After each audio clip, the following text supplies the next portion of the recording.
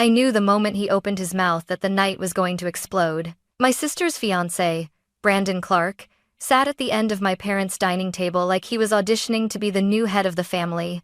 He smirked, lifted his wine glass, and said loudly enough for every fork to pause midair, "Ava still hasn't figured out what she wants in life. But hey, some people peak late, or never." Laughter erupted. My mother laughed.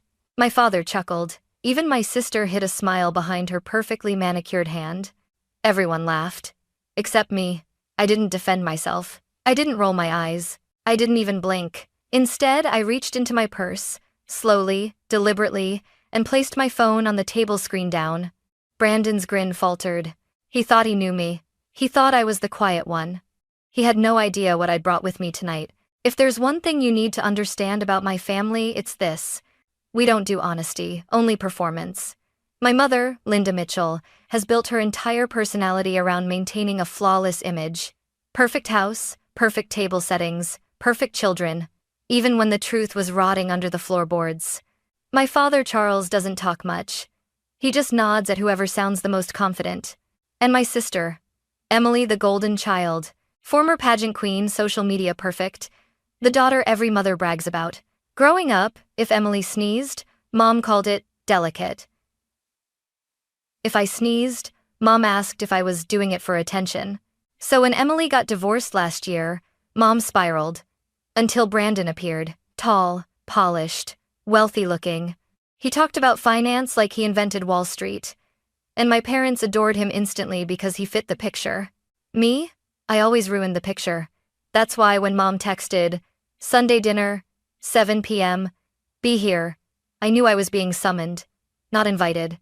A prop, not a participant. But this time, I wasn't coming empty-handed. The moment I walked through the front door, I felt the shift in the air. Not warm, not welcoming, more like entering a stage where I hadn't rehearsed the script. Mom greeted me with a tight smile. "Ava, sweetheart, you're late." I glanced at the clock. 6:58 p.m.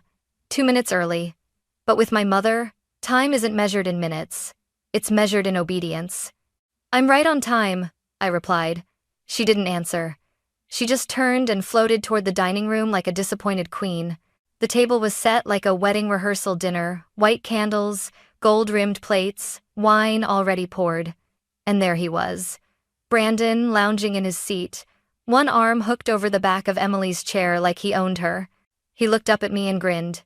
"Ava, you made it. Thought you might bail. Busy night coding your dreams?" Emily giggled softly. I took my seat without responding. Everyone began chatting. Weather, work, gossip, a cousin's baby while I watched Brandon performing. Every gesture was rehearsed. Every brag was polished. Every laugh was just a little too loud. Then he launched into his favorite topic, himself. "So, my firm is launching a new fund," he boomed. "A real game changer. Not that someone like Ava would know much about real-world finance." Mom laughed too eagerly. Dad nodded like a bobblehead. Emily touched Brandon's arm, whispering, "Stop." But her smile said, "Keep going." I kept eating, but inside, I felt the first crack in the evening. This wasn't just casual teasing. This was a setup, a performance, and they expected me to play the fool. Not tonight.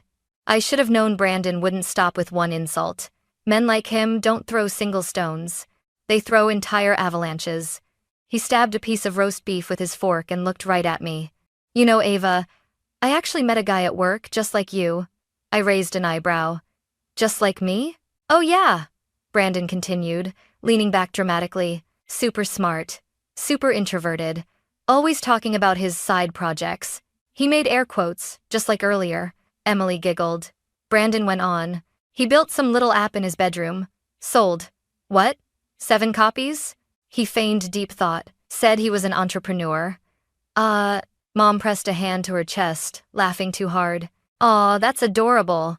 I swallowed hard. Not at the insult. At the way they enjoyed it. Brandon wasn't teasing. He was dissecting me, piece by piece, to see how little he could make me. Then he leaned forward, voice dripping mock sympathy. "Honestly, Ava, maybe you should consider teaching coding to high schoolers.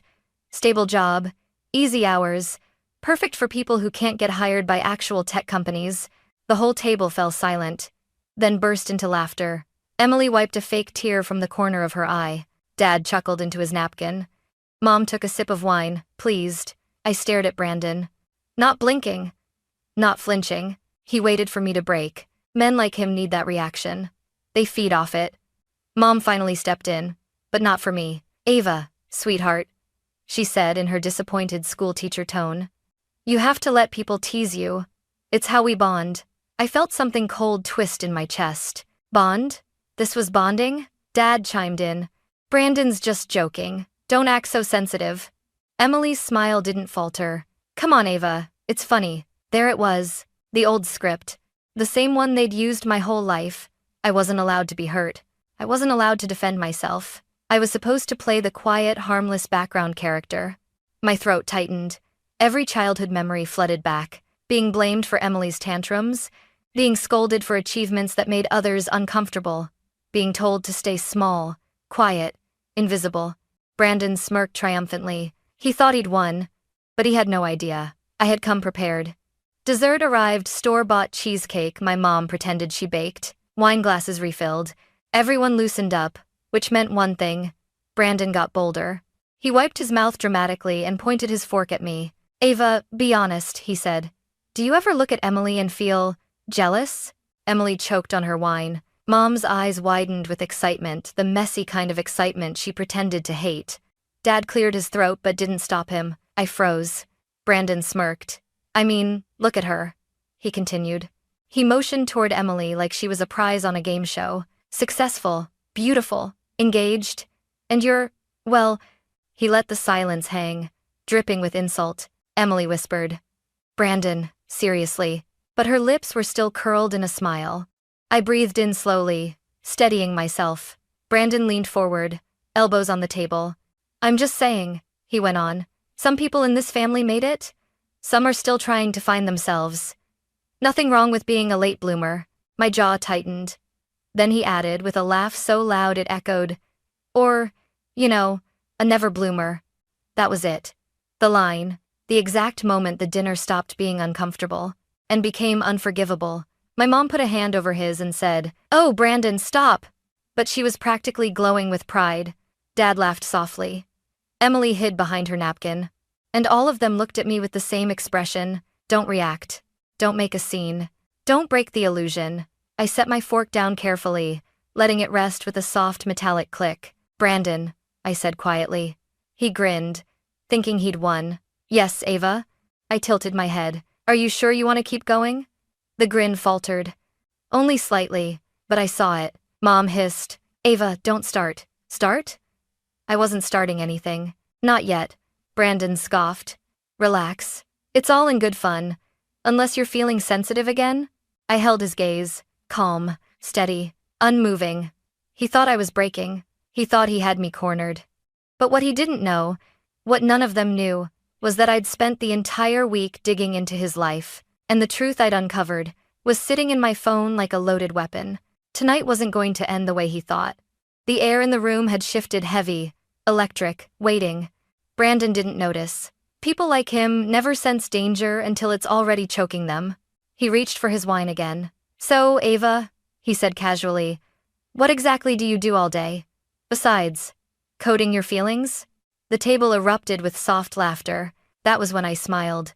A real smile, calm, deadly, final. I reached into my purse and slowly placed my phone on the table, screen down, right beside Brandon's wine glass. He stopped laughing. Emily frowned. Ava? What are you doing? I didn't answer her. Instead, I tapped the screen, waking it. Brandon's eyes flicked to the glow, and that's when the color drained from his face. Because the first notification wasn't subtle. Right across the top banner, confirmation, Prime Retex investigation file uploaded. A direct hit. Brandon swallowed hard. Where did you get that? I lifted the phone, turned it toward the table, and opened a folder labeled Brandon Clark, Evidence. My mother gasped like I'd pulled out a gun. Ava, what is that? I kept my voice steady. A timeline of Brandon's last year, including the money he borrowed under the table, the failed crypto platform he pitched as a guaranteed profit opportunity, and the shell company he opened in Nevada. Dad blinked. Nevada, Why Nevada? Emily whispered. Brandon. Is she lying? Brandon shot up from his chair. This is ridiculous. I didn't flinch. Sit down, I said. And to everyone's shock, he did. Maybe it was my tone. Maybe it was the fact that he suddenly realized I wasn't the girl he thought he could step on. I swiped to the first image. A screenshot of Brandon on a Zoom call, promising investors a 25% monthly return, illegal on every level. His own voice echoed from the speakers, guaranteed, absolutely risk-free. Mom covered her mouth. Oh my God. Emily slapped a hand on the table. Brandon? What is this? He stammered. This is taken out of context. I clicked the next file. Bank transfers, dates, amounts, all leading to the same shell company. A perfect trail. Context? I said softly. Like the $18,000 you took from your coworker, promising you'd double it? Or the $12,500 from your gym friend? Emily's face crumpled. You told me you needed that money for a business trip, she shouted. Brandon's breath came fast. Listen. I can explain. No, I cut in. You can't. For the first time all night, silence, true silence filled the room. Mom whispered. Ava, why didn't you tell us? I looked at her. Because finally, they wanted answers from me.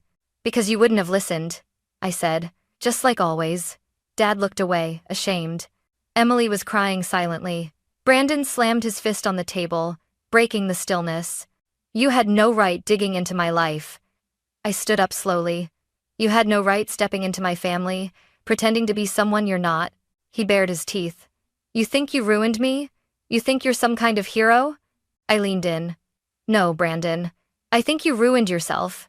Emily whispered my name, voice trembling. Ava, thank you. And that was the moment the entire room shifted. The moment the balance of power snapped clean in half. Mom sat back, stunned. Dad put a hand over his eyes. Emily stared at Brandon like she didn't recognize him. And Brandon? He just sank into his chair, defeated, drowning in the truth. The performance was over. And I wasn't the quiet one anymore. The silence after the reveal wasn't peaceful. It was jagged, raw, the kind that slices through the air. My mother stood first. Not to comfort Emily. Not to question Brandon. Not to ask if I was okay. No. She pointed a trembling finger at me. Ava, how dare you bring something like this into my home? My home. Not our home. I felt the familiar sting. But this time, it didn't make me shrink. Mom, I said, are you seriously angry at me and not the man running a scam under your roof? She threw her hands up. This was supposed to be a nice dinner. A family dinner. And you always have to make it about you. Emily whipped around. Mom, what are you talking about? Brandon lied to all of us. Mom snapped. Emily, don't raise your voice. Emily broke. I just found out the man I'm supposed to marry is a criminal. And you're worried about Ava ruining dinner? Brandon slammed his hands on the table. I'm not a criminal. But even he didn't sound convinced. Dad finally spoke, voice low and shaking. Brandon, son, tell us this isn't real. Brandon opened and closed his mouth like a fish gasping for air. It's complicated, he whispered. Emily's breath hitched like she'd been stabbed. Complicated? Her voice cracked. You told me you were trustworthy. You told me you were building a future for us. You told me you were a good man. Brandon reached for her. She recoiled. Don't touch me. He tried again, desperate. Please. Stop, she screamed. The sound shook the entire room. Mom pressed her hands to her temples. This is a disaster. A complete disaster. Dad whispered. Emily, sweetheart, I'm so sorry. But Emily didn't want comfort. She wanted answers. She turned to me, eyes red, breathing unsteady. Ava, when did you find out? I hesitated. About a week ago. A week? Why didn't you tell me immediately? Because you wouldn't have believed me, I said softly. You never do. Her face crumpled, and she sank into her chair. She knew I was right. Mom pointed at my phone. Delete those files. Now. I stared at her. Do you hear yourself? Ava. No, I said sharply. It stunned her. I'd never told her no before. For once, I continued, I'm not cleaning up your mess. I'm not protecting your image. I'm protecting my sister. Emily covered her face with both hands and sobbed. Brandon, trembling, grabbed his coat. This is blown out of proportion. We should talk privately. Emily looked at him with pure disgust. You lied to me. You lied to everyone. And you humiliated my sister. Her voice shook. Get out. Brandon's jaw clenched, but he obeyed. He didn't even slam the door, he just disappeared into the cold night. Mom collapsed into a chair, breathing fast. Dad rubbed his forehead. And me? I stood there, hands on the back of my chair, finally letting the weight of everything settle. This family didn't break tonight. It broke years ago. Tonight was just the first time they noticed. The house felt colder after Brandon left. Not just because the door had opened to the night, but because the truth he dragged into the light refused to leave. Emily was still crying quietly at the table. Dad stood behind her, unsure whether to comfort her or give her space. Mom just stared at the untouched cheesecake like it personally betrayed her.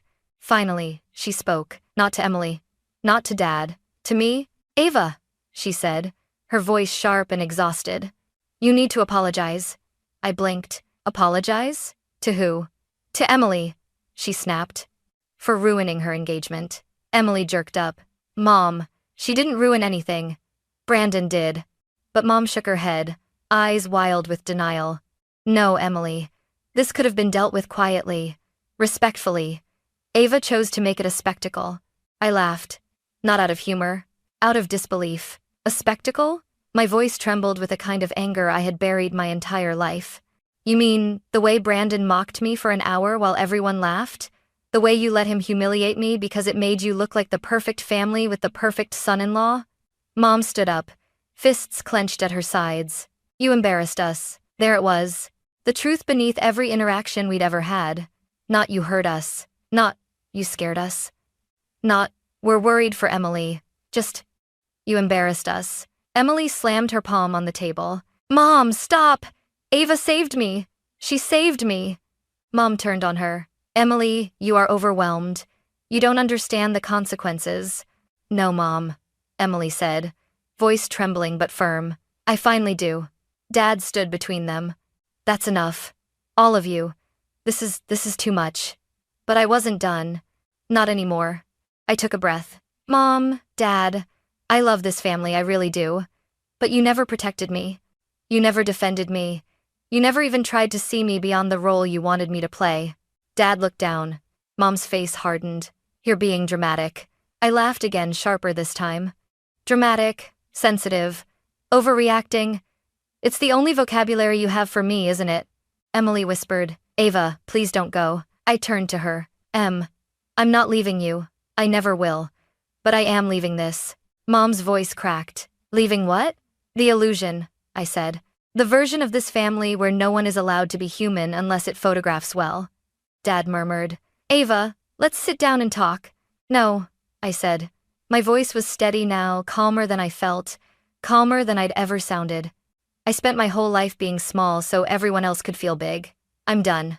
Emily stood, tears still falling. Ava, thank you. For everything. I squeezed her hand. I did it because you deserve better. Mom took a step toward me. Ava, don't you walk out that door. But her voice wasn't commanding anymore, it was afraid. For the first time ever, she realized I wasn't trapped here. I had chosen to stay. Tonight, I chose not to. I picked up my coat, opened the door. The cold air rushed in. Before stepping out, I said quietly, I'm not the quiet one anymore. And then I left. Not slamming the door, not running, not crying, just walking into a night that finally felt like mine. In the days that followed, everything went strangely silent. No messages from Mom, no calls from Dad. Not even one of Emily's long midnight voice notes. Just silence. The kind that makes you wonder if the whole world is holding its breath. I expected chaos. I expected accusations. I expected someone, anyone, to demand an explanation or to blame me again. But instead, the fallout came from a different direction. 3 days after the dinner, my phone buzzed with a notification. Class action reports filed against Prime Raytex. Then another. SEC opens investigation into potential fraud scheme. I exhaled slowly. Brandon had finally run out of places to hide. 2 days later, Emily showed up at my apartment unannounced. No makeup, eyes puffy, hands shaking. She didn't say anything. She just walked in and hugged me like she was trying to hold herself together. I ended it, she whispered into my shoulder. The engagement. All of it. I held her tighter. I'm sorry, I said. No, she murmured. I'm sorry. For laughing at you. For letting them treat you that way. You didn't deserve any of it. It wasn't everything, but it was something I'd been waiting my entire life to hear. Later that week, a letter arrived in my mailbox. From my parents, a beautiful cream-colored envelope, gold trim, perfect cursive handwriting. Inside was a single blank card. No apology. No explanation. No acknowledgement of what happened. Just a blank, empty card. A perfect reflection of them. I stared at it for a full minute before I slid it into the trash. Not angrily. Not dramatically. Just quietly. Because I finally understood. Sometimes the closure you're waiting for is never going to come from them. Sometimes closure is simply choosing not to repeat the same story. A month later, I found myself sitting alone in a little cafe near the waterfront. Sunlight poured through the windows. Waves crashed softly against the pier. And for the first time in a very long time, my chest didn't feel heavy. I hadn't won. I hadn't proven anything. I hadn't fixed my family. But I'd done something more important. I chose myself. And I realized something else. Something simple, quiet, but powerful. My silence that night wasn't weakness. It was preparation. And when I finally spoke, it wasn't for revenge. It was for truth. I took a deep breath, letting the air fill my lungs. Brandon was gone. Emily was healing. My parents were probably still pretending everything was fine. And me? I finally had peace. Not the fragile kind I used to hold together with forced smiles and swallowed words, but the real kind. The kind built on boundaries and truth and a little bit of fire. As I watched the waves roll in, I whispered to myself, quiet doesn't mean small, quiet doesn't mean scared, and sometimes, quiet is the loudest victory. And for the first time in years, that felt true.